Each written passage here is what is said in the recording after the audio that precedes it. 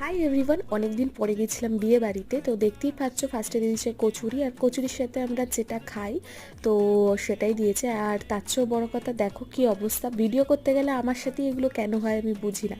তো যাই হোক, প্রত্যেকটা খাবারই কিন্তু খুবই খুবই খুবই ভালো ছিল। তো এই যে দেখতেই পাচ্ছ, দেন দিয়েছিল রাইস, রাইসের পরে এটা ছিল সবজি, ডাল আর চিপস, সেরকম দিয়ে থাকে সেরকমই দিয়েছিল। আচ্ছা, এটা কিসের মাছ ছিল আমার না অতটা খেয়াল নেই, আমি ভুলে গেছি। যাই হোক, তারপরে চিকেন ছিল, স্যালাড ছিল, নর্মালি যেরকম হয়ে থাকে। এই যে এখানে হাসাহাসি শুরু হয়ে গেছিলো, তো যাই হোক, বাদ দাও এসব।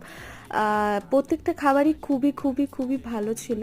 আর এরপরে নর্মাল যেরকম দিয়ে থাকে বিয়েবাড়িতে, পাঁপড়, চাটনি, মিষ্টি, সন্দেশটা আমি খাইনি। এখানে নর্মালি ছিল, আর স্টার্টারে ছিল কফি আর হচ্ছে চিকেন পকোড়া, এসবই ছিল। যাই হোক, চলো আজকের জন্য এইটুকু, দেখা হবে তোমাদের সাথে নতুন ব্লগে।